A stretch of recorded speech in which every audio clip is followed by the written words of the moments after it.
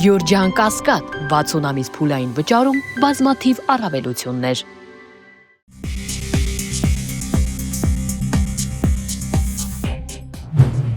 Հայաստանը պատրաստվում է եվրոպական քաղաքական համայնքի 8-րդ գագաթնաժողովին։ Նիկոլ Փաշինյանի գլխավորությամբ տեղի է ունեցել կազմակերպմանը վերաբերող հարցերի շուրջ քննարկում, տրվել հանձնարարականներ։ Նշենք, որ նման գագաթնաժողով առաջին անգամ է տեղի ունենալու։ Ադրբեջանի ու Հայաստանի ռազմական տարբերությունը մեծացել է 8 անգամ, օգուտ Ադրբեջանի։ Նման արձանագրում է արել ուժեղ Հայաստան կուսակցության ներկայացուցիչ Նարեկ Կարապետյանը։ Մեզ պետք է մեկից ավել երաշխավոր, որպեսզի կարողանանք հարևան երկրին զսպել, նշել է նա։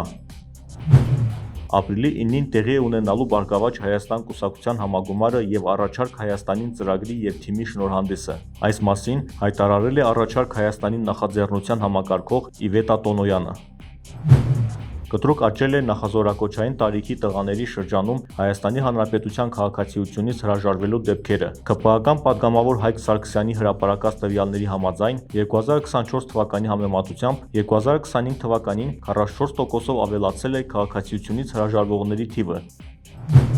Հայկական բանակում զինվորները շաբաթը մեկ անգամ են լոգանք ընդունում։ Ազգային ժողովում հայտարարել է ՔՊԱ-ական պատգամավորը, նշելով, որ դրա պատճառով զինվորները երբեմն սառը ջրով են լոգանք ընդունում, որի հետևանքով ունենք թոքաբորբով հիվանդանալու ու մահվան դեպք։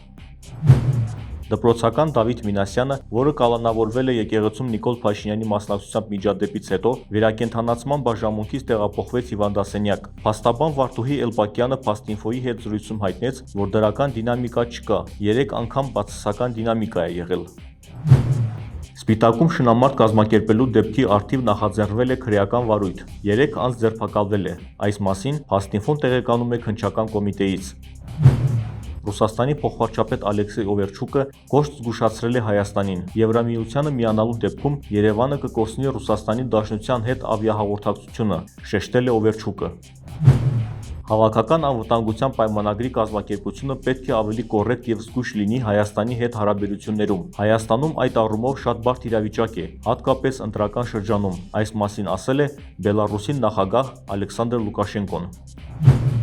Հակակոռուպցիոն դատարանը վարույթ է ընդունել Հովիկ Աբրահամյանի եղբոր եւ 2 փեսաների ապօրինի գնահատված գույքը բռնագանձելու մասին դատախազության հայցադիմումները։ Այսպիսով, դատախազությունը պահանջում է բռնագրավել 59 անշարժ գույք, որոնցից 15-ը գտնվում է Երևանում, 4 տրանսպորտային միջոց, 20 իրավաբանական անձանցում մասնակցություն, ինչպես նաեւ 21 միլիարդ 202 միլիոն դրամ։